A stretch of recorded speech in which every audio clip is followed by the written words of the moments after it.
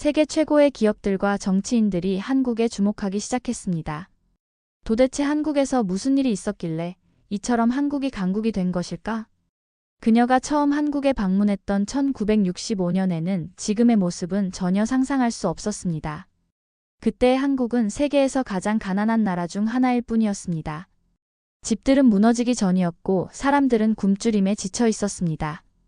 그런 한국이 50년이 지난 지금 완전히 달라졌습니다. K-팝이 빌보드 차트를 점령하고 있고 한국의 드라마는 전 세계에서 방영되며 인기를 끌고 있습니다. 도대체 지난 60년간 한국에서 무슨 일이 있었던 걸까요? 한국에 대해서 연구해온 프랑스 소르본 대학교 교수님의 이야기입니다. 지금부터 이야기를 시작해 보겠습니다. 안녕하세요. 저는 소르본 대학교의 에밀리 디퐁입니다. 저는 1965년에 한국에 방문하게 되었고 한국의 매력에 빠져 현재까지 한국에 대해서 연구를 하고 있습니다. 한국이 이토록 빠르게 성장해서 세계에서 어느 나라도 함부로 대할 수 없는 나라가 된 이유에 대해서 알려드리려고 합니다. 1965년 여름의 어느 날 비행기가 서울에 착륙했고 이제 저는 처음으로 한국 땅에 도착했어요. 1965년에는 전쟁의 잿더미와 폐허가 남아있는 한국은 서구의 눈에는 이미 패배와 좌절의 상징처럼 보였었습니다. 서울에 도착한 후 택시 창밖으로 펼쳐진 풍경은 제 예상을 완전히 뛰어넘었습니다. 반쯤 완성된 건물들, 끊임없이 움직이는 인부들, 그리고 길을 걷는 사람들의 결연한 발걸음은 단순한 재건의 모습을 넘어 한 나라가 다시 태어나는 기적 같은 순간을 연상시켰습니다. 저는 그 순간 단순한 전쟁 후 복구가 아니라 미래를 향한 도약의 서막을 목격하고 있다는 생각이 들었어요. 왜 한국인가? 그 물음은 저의 머릿속에서 끝없이 맴돌았습니다. 제 연구 자료와 서적 속에는 한국의 금속활자, 인쇄술, 세종대왕이 창제한 한글, 그리고 넘치는 교육열에 대한 이야기가 이미 기록되어 있었지만 그 이상의 뭔가가 있음을 느꼈어요. 단순히 과거의 업적에 머무르지 않고 그 유산이 현대에 와서 인공지능, 디지털 혁신, 그리고 글로벌 문화교류와 맞물려 더욱 빛나고 있다는 사실이 저를 사로잡았습니다. 어느새 택시는 빨간기와 지붕의 작은 2층 건물 앞에 멈췄고 게스트하우스의 주인인 김 여사가 따뜻한 미소로 저를 맞이했습니다. 그 순간 저는 이곳에서 제가 찾고자 했던 해답의 첫 단서를 느꼈습니다. 게스트하우스 창문 밖으로 보이는 서울의 야경은 단순한 도시의 풍경이 아니라 수많은 인내와 열정, 그리고 혁신의 이야기가 어우러진 살아있는 증거처럼 보였어요. 제 가슴은 설렘과 호기심으로 두근거렸습니다. 한국이 왜 세계 최고라고 평가받을 수 있었는지, 그리고 앞으로 어떻게 인공지능과 같은 첨단 기술을 기반으로 새로운 미래를 열어갈 수 있을지에 대한 의문이 한층 더 커졌습니다. 과거의 금속활자와 한글 창제가 이미 세계 문화사에 거대한 발자취를 남겼다면 현대의 AI 기술과 디지털 혁신은 그 전통 위에 새로운 혁명의 불씨를 더할 것이라는 생각에 저는 깊은 감동을 받았습니다. 저는 이제 이 땅에서 한국이 어떻게 전통과 현대를 조화롭게 이뤄내며 세계 선진국들과 어깨를 나란히 하는지를 직접 경험하고 기록할 준비를 마쳤습니다.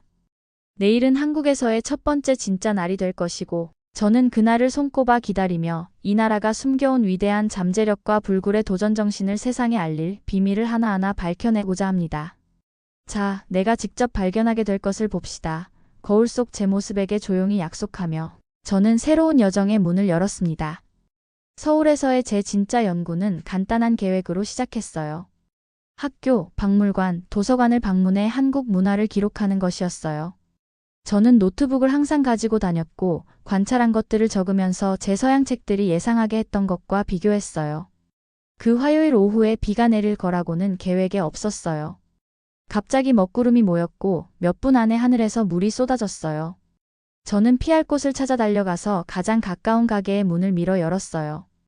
국수 식당과 재단사 사이에 끼어 있는 작은 서점이었어요. 그 작은 공간은 즉시 제 감각을 압도했어요. 책들이 바닥부터 천장까지 모든 표면을 덮고 있어서 한 사람이 겨우 지나갈 수 있을 정도의 좁은 통로를 만들었어요. 공기는 종이와 잉크 냄새가 났어요. 하지만 저를 정말로 놀라게 한 것은 책이 아니라 사람들이었어요. 모든 연령대의 학생들이 가게를 가득 채웠어요. 일부는 책장 사이에 서 있었고 다른 일부는 바닥에 다리를 꼬고 앉아 있었어요. 모두 물방울이 떨어지는 제 우산과 비좁은 환경에 아랑곳하지 않고 집중해서 읽고 있었어요. 그들이 뭘 그렇게 열심히 공부하고 있나요? 저는 제 기본적인 한국어로 나이든 가게 주인에게 물어봤어요. 그의 날씨에 탄 얼굴이 미소로 주름졌어요. 모든 것이요. 역사, 과학, 수학, 문학. 이 학생들은 방과 후 매일 여기에 와요. 일부는 우리가 문을 닫을 때까지 머물러요. 한 10대 소녀가 제 시선을 사로잡았어요. 그녀는 창가에 앉아 있었고 그녀 앞에는 두꺼운 수학 교과서가 펼쳐져 있었어요. 그녀의 연필은 노트 위를 격렬하게 움직이며 페이지를 방정식으로 채웠어요. 근처에는 12살 정도로 보이는 소년이 영어 사전을 공부하고 있었는데 각 단어를 자기 자신에게 속삭이고 있었어요. 왜 그들은 그렇게 열심히 공부하나요? 저는 진심으로 궁금해서 물어봤어요. 가게 주인의 미소가 사라지고 더 진지한 것으로 바뀌었어요. 자부심과 결단력이 섞인 표정이었어요. 교육이 우리나라가 잿더미에서 일어설 수 있는 유일한 방법이라는 것을 그들이 알기 때문이에요. 이 아이들은 자신들의 마음으로 한국을 재건할 수 있다고 믿어요. 그의 말이 제가 책장을 둘러보는 동안 계속 머릿속에 남았어요. 저는 과학책에서 무언가를 토론하고 도표를 흥분해서 가리키는 소년들의 그룹을 지켜봤어요. 그들은 부유하지 않았어요. 그들의 옷은 단순했고 일부는 심지어 기워져 있었어요. 하지만 그들의 눈에는 제가 고향의 대학생들에게서 거의 보지 못했던 갈망이 담겨 있었어요. 그날 저녁 저는 김 교수님이 저를 스터디 세션을 보러 초대한 연세대학교를 방문했어요. 제가 밤 11시에 도착했을 때 저는 조용하고 대부분 비어있는 캠퍼스를 기대했어요. 제가 틀렸어요. 건물들은 활동으로 부산했어요. 창문에서 불빛이 빛났고 학생들은 팔 아래 책을 끼고 건물 사이를 서둘러 움직였어요. 한 큰 스터디홀에서는 적어도 50명의 학생들이 작은 그룹으로 모여 있었는데 일부는 복잡한 주제에 대해 토론하는 동안 다른 일부는 조용히 작업하고 있었어요. 한 젊은 남자가 호기심 가득한 얼굴로 제게 다가왔어요. 교수님, 무엇이 한국으로 오게 했나요? 그가 조심스러운 영어로 물었어요. 저는 한국 문화와 교육을 연구하고 있어요. 저는 대답했어요. 그는 생각에 잠겨 고개를 끄덕였어요. 많은 외국인들이 우리가 잃은 것을 보러 와요. 우리가 건설하고 있는 것을 보러 오는 사람은 거의 없어요. 그의 이름은 민호였고 물리학을 공부하는 학생이었어요. 그는 저를 그들의 스터디 그룹에 초대했고 다음 3시간 동안 저는 제 핵심을 흔든 무언가를 목격했어요. 이 학생들은 자원이 거의 없었어요. 도서관 책들은 사용으로 인해 얇게 닳아 있었어요. 종이는 귀했어요. 그들은 공간을 절약하기 위해 작은 글씨로 썼어요. 그럼에도 불구하고 그들은 제가 소르본의 엘리트 학생들 사이에서 본 것을 능가하는 헌신의 수준을 보여주었어요. 한 학생이 개념을 이해하는데 어려움을 겪을 때 다른 학생들은 경쟁하거나 앞으로 나아가지 않았어요. 그들은 멈추고 설명했어요. 모두가 이해하도록 하기 위해서요. 그들의 노력에는 집단적인 목적이 있었어요. 마치 그들이 자신들만을 위해 공부하는 것이 아니라 더 큰 무언가를 위해 공부하는 것처럼요. 새벽이 다가오고 스터디 세션이 끝나갈 때 민호는 그의 가방에서 오래된 책을 보여주었어요. 이것은 제 할아버지의 것이에요. 그가 조용한 자부심으로 말했어요. 우리 집은 전쟁에서 살아남지 못했지만 이 책은 살아남았어요. 저는 조심스럽게 그 연약한 책을 열어보니 15세기에 세종대왕이 만든 한글, 한국 알파벳에 관한 수백 년 된 텍스트였어요. 우리 왕은 이 글쓰기 체계를 귀족을 위해 만든 것이 아니었어요. 민호가 아침빛이 창문을 통해 흘러들어오는 동안 설명했어요. 평범한 사람들을 위한 것이었어요. 한글이 나오기 전에는 복잡한 한자를 사용하여 글을 읽고 쓸 수 있는 것은 엘리트들 뿐이었어요. 세종대왕은 지식이 모든 사람들에게 속해야 한다고 믿었어요. 저는 그 페이지 위로 손가락을 움직이며 그 의미에 놀랐어요. 여기 수백 년 전에 세계에서 가장 과학적이고 접근하기 쉬운 글쓰기 체계 중 하나를 만든 나라가 있었어요. 특권층만이 아닌 모든 사람들에게 전파하기 위해 디자인된 체계였어요. 그리고 여기에는 전쟁에서 벗어나 가난 속에서 살고 있는 이 학생들이 있었어요. 거의 영적인 수준의 학습에 대한 헌신을 보여주고 있었어요. 떠오르는 태양 아래 게스트하우스로 걸어가면서 저는 제 안에서 무언가가 변하는 것을 느꼈어요. 제 서양 책들이 한국에 대해 알려준 것과 제가 목격하고 있는 것 사이의 차이는 더 극적일 수 없었어요. 이것은 과거의 비극으로 정의된 나라가 아니에요. 아침 노점상들이 길거리 카트를 설치하기 시작할 때 저는 생각했어요. 이것은 미래의 가능성으로 정의된 나라예요. 저는 발걸음을 서둘렀어요. 제가 본 모든 것을 적어내려가고 싶어서요. 제 연구는 예상치 못한 방향으로 선회했어요. 그리고 저는 그것이 저를 어디로 이끌어갈지 탐색하기가 기다려지지 않았어요. 에밀리의 연구는 예상치 못한 방향으로 전환됐어요. 한국 문화에 대한 일반적인 연구로 시작했던 것이 이제는 두 가지 영역에 집중적으로 초점을 맞추게 됐어요. 한글과 그녀가 도처에서 목격하고 있던 놀라운 교육열이었죠. 그녀는 서울대학교의 세종대왕 전문가인 김 교수와의 만남을 주선했어요. 나이 든 교수는 따뜻한 미소와 고대 텍스트와 복제품으로 가득한 테이블로 에밀리를 환영했어요. 세종대왕은 1443년에 한글을 창제했어요. 김 교수는 에밀리에게 원래의 글자 모양과 그것의 과학적 기초를 보여주며 설명했어요. 하지만 당신이 이해해야 할 것은 그가 왜 그렇게 했는가 하는 점이에요.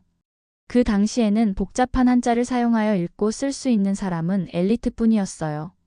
세종은 국가가 모든 국민이 지식에 접근할 수 있을 때만 진정으로 발전할 수 있다고 믿었어요. 김 교수는 한글의 각 자음이 어떻게 발음할 때 입의 모양을 반영하도록 설계되었는지 보여주었어요. 모음들은 철학적 개념을 나타냈어요. 하늘, 땅, 그리고 인간 조화롭게 배열된 개념들이었죠. 이것은 단순한 문자 체계가 아니었어요. 교수는 감정이 가득한 목소리로 말했어요. 이것은 혁명이었어요. 이것은 세종이 한국은 지식이 모든 사람에게 속하는 나라가 될 것이라고 말하는 것이었어요. 에밀리는 매료되어 앞으로 몸을 기울였어요. 하지만 많은 나라들이 자신만의 알파벳을 가지고 있어요. 이것을 그렇게 특별하게 만드는 것은 무엇인가요? 대부분의 문자 체계는 특별한 계획 없이 수세기에 걸쳐 진화했어요. 김 교수가 대답했어요. 한글은 의도적으로 설계되었어요. 과학적이고 논리적이며 사람들이 몇 시간 만에 기초를 배울 수 있을 만큼 직관적이에요. 오늘날에도 현대 언어학자들은 이것을 인류 역사상 가장 완벽하게 설계된 문자 체계 중 하나로 여겨요. 그런 다음 교수는 에밀리의 등골을 오싹하게 하는 무언가를 밝혔어요.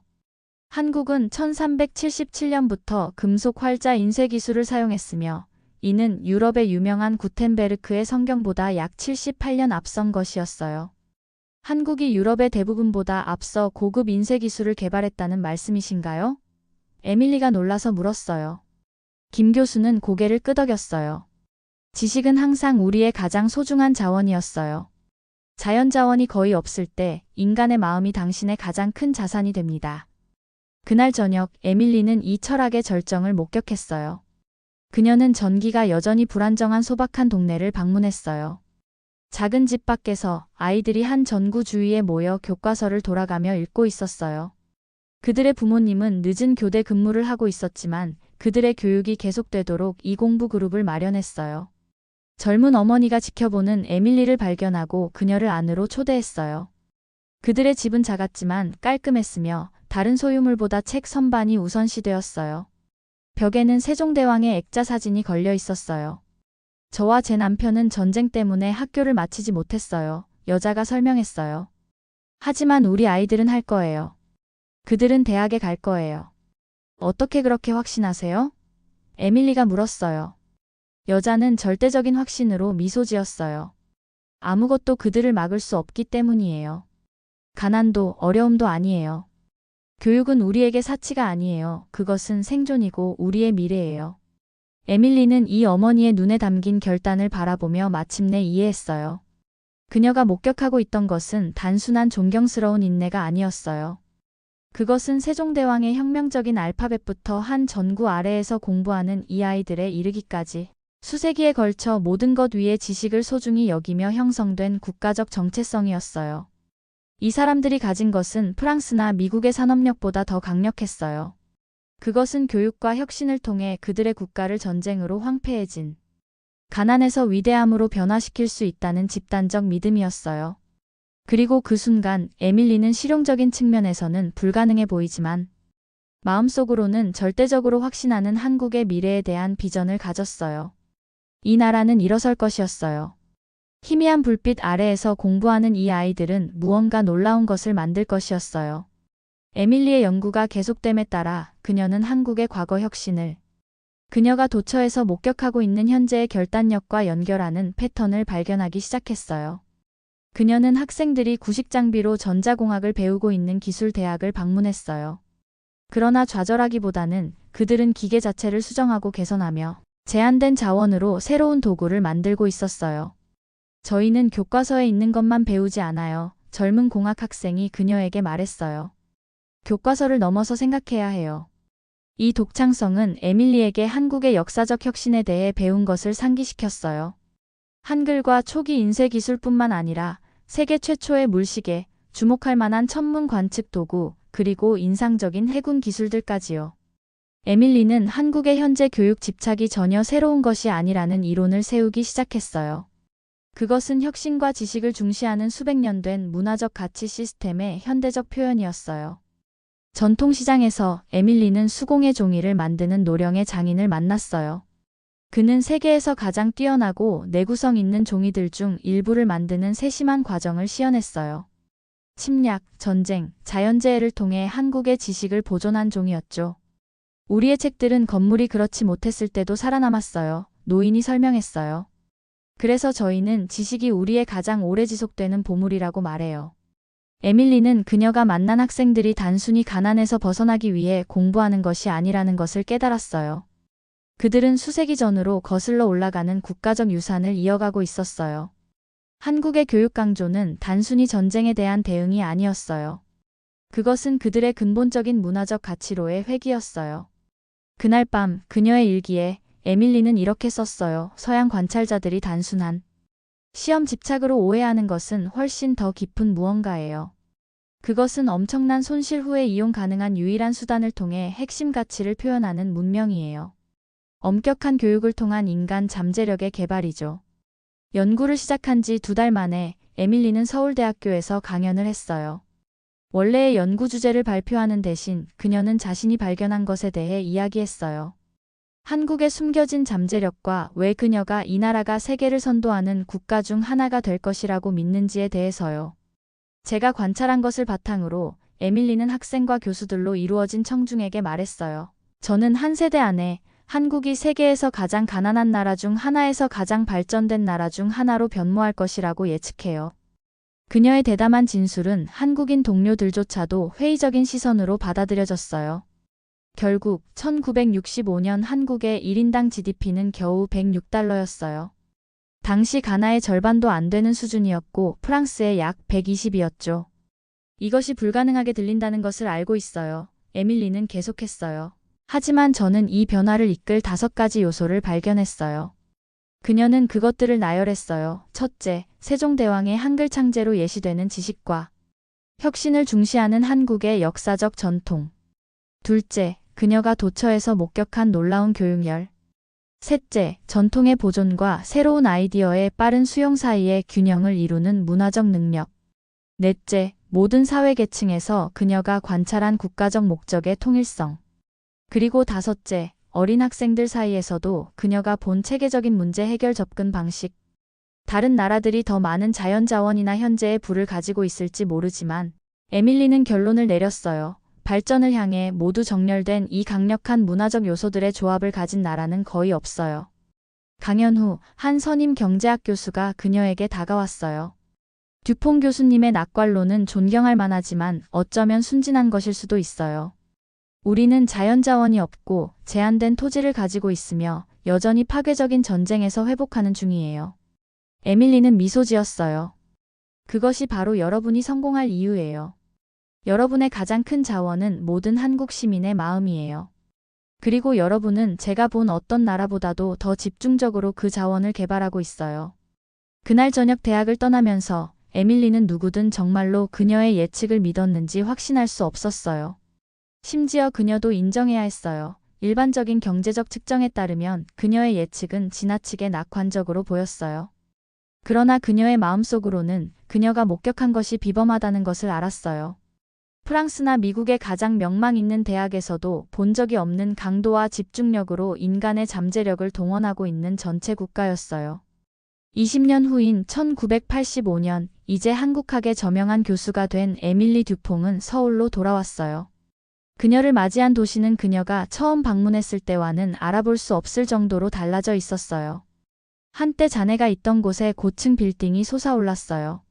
전자 공장들이 활발하게 돌아가며 일본과 미국 제품들과 경쟁하기 시작한 첨단 기술을 생산하고 있었어요. GDP는 10배 이상 증가했어요. 한때 한 개의 전구 아래에서 공부했던 아이들은 이제 엔지니어, 의사, 그리고 비즈니스 리더가 되었어요. 에밀리는 그녀의 여정이 시작되었던 바로 그 작은 서점을 방문했어요. 변화된 도시 풍경 속에서도 여전히 그곳이 있다는 것에 놀랐죠. 이제 80대가 된 노점 주인은 즉시 그녀를 알아봤어요. 듀퐁 교수님, 그 공부하던 아이들이 무엇을 만들었는지 보러 돌아오셨군요. 그가 미소 지으며 말했어요. 그녀는 감정이 목에 걸려 고개를 끄덕였어요. 저는 사람들에게 이런 일이 일어날 거라고 말했지만 저조차도 이 속도에 놀랐어요. 이것은 시작에 불과해요. 노인이 말했어요. 앞으로 20년 동안 무슨 일이 일어나는지 지켜보세요. 그리고 그는 옳았어요. 2005년 에밀리가 그녀의 유명한 책 한국의 기적 교육, 혁신, 그리고 문화적 힘을 출판했을 때 한국은 세계적인 기술 강국이 되었고 삼성과 현대 같은 세계 최고와 경쟁하는 기업들의 본거지가 되었어요. 한국 대중문화가 전 세계로 퍼지기 시작했어요. 이 나라는 원조 수혜국에서 원조 공여국으로 탈바꿈했어요. 책의 결론에서 에밀리는 이렇게 썼어요. 한국에서 일어난 일은 결코 기적이 아니었어요. 그것은 모든 것을 사람들의 마음에 투자한 사회의 예측 가능한 결과였어요. 제가 1965년에 처음 방문했을 때 저는 비범한 잠재력을 가진 가난한 나라를 보았어요. 한국을 차별화한 것은 자원이나 부가 아니었어요. 그것은 지식을 소중히 여기는 500년 전통, 보편적 문해력을 위해 설계된 문자 체계, 그리고 교육과 혁신을 통해 발전하려는 집단적 결심이었어요. 마지막 장에서 에밀리는 미래를 내다봤어요. 인공지능과 디지털 기술이 우리 세계를 변화시키면서 기술적 전문 지식과 창의성, 문화적 깊이를 결합한 국가들이 주도할 거예요. 한국의 다음 변화는 산업 강국에서 문화적, 기술적 혁신자로의 변화가 될 거예요. 한국이 전쟁에서 일어서는 데 도움이 된 가치들, 지식의 민주화, 교육적 집중도, 그리고 혁신적 사고, 이 바로 AI 시대에 필요한 가치들이에요. 2025년 AI 기술이 세계 경제를 재편하면서 에밀리의 예측은 다시 한번 옳았음이 증명됐어요. 한국 기업들은 의료에서 엔터테인먼트에 이르기까지 모든 분야의 AI 응용 프로그램의 최전선에 있었으며 기술적 능력과 인간 욕구에 대한 깊은 이해를 결합했어요. 한 기자가 대부분의 전문가들이 계속된 빈곤을 예측했을 때 그녀가 어떻게 한국의 부상을 예견했는지 물었을 때 에밀리는 간단히 대답했어요. 저는 눈에 보이는 상황을 넘어 보이지 않는 강점들을 보았어요. 아이들이 위대함으로만 이어질 수 있는 강도로 공부하는 모습을 보았고 지식의 가치를 바로 그 알파벳에 새긴 사회를 보았어요. 그리고 가장 중요하게는 모든 외부 증거가 그러지 말아야 한다고 제안할 때에도 자신들의 미래를 믿는 사람들을 보았어요. 어떤 국가의 진정한 힘은 에밀리는 결론을 내렸어요. 현재 소유하고 있는 것이 아니라 그 사람들이 가능하다고 믿는 것에 있어요. 한국의 변화는 단순한 경제적 기적이 아니었어요. 그것은 지식이 무엇보다 가치 있게 여겨질 때 모든 인간 사회에 존재하는 비범한 잠재력의 증거였어요. 세계는 AI를 통해 새로운 변화의 시대에 있습니다. 그 변화의 중심에는 한국이 있다고 해도 과언이 아닙니다. 한국이 세계에서 주목받을 수밖에 없었던 것은 이미 정해져 있던 것이었을지 모르겠습니다. 오늘의 사연은 여기까지입니다. 오늘의 사연 재미있게 보셨다면 구독과 좋아요 꼭 부탁드릴게요.